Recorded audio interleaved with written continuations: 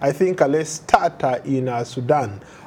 Shaka, demonstrators have vowed to keep sitting in despite a repeated crackdown by the Khartoum government. It looks like this could be the beginning of the end of the regime.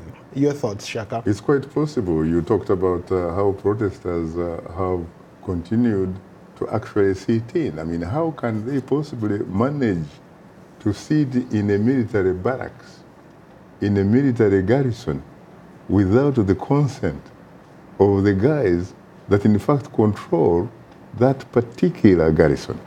Interesting point. Earlier today, there were reports of some elements, even yesterday, some elements of soldiers within, of course, the lower ranks have joined the protesters to actually to see through this thing. This could be a revolution that develops legs and starts walking by the time we finish maybe this show. It probably, in fact, may very well have already developed legs, because the last time I checked, even the police is on record saying that under no circumstances is it in fact going to fight or take on the protesters. And so when you think about it, it looks like the military is only waiting for some particular individual, whether a major, a colonel, or a brave general, who decides to develop the appetite of the highest office in the land.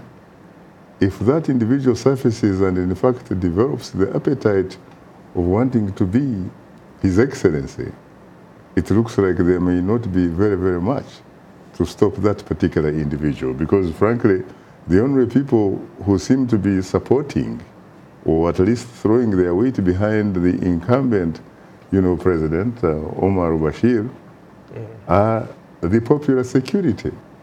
And some critic, in fact, was saying that when you talk about the popular security, who happened, by the way, according to him and other sources, essentially a ruling party militia. And I'm sure you remember the name Janjaweed. These were people that were essentially the Sudanese, National Congress Party militias, who caused havoc in Darfur, who caused destruction and mayhem and what have you. These were the people who probably helped, in a way, the current government to stay in power for as long as it has. But right now, if in fact it is true that the military or the security forces are split, and that, as you said earlier, it looks like the demographic changes seem to be, in fact, being reflected in what is going on in terms of the dynamics. The young army officers and soldiers, if in fact it is true that they are beginning to side with the people, then it could very well be game up. Because let's face it, the army has what it takes to hold power and to lose it. They have the weapons, they have the gun. The national militia or the party militia cannot have that much. What's at stake here? Well, at stake, when you think about it, is the economy is incredibly stupid. Mind you, when these protests began, they were pretty much responding to the fact that people have to be patriotic to their stomachs. And you had these prices of bread, being, hiked and all that kind of stuff. And when you talk about Sudan, it's as if you are talking about France. Bread is like the primary type of food that you can think about and what have you. And then you have, of course, situations with gasoline, petrol and all that kind of stuff. And a lot of things are complicated, especially because the head of state himself, Field Marshal Omar Al Bashir, you know that he is under the ICC indictment.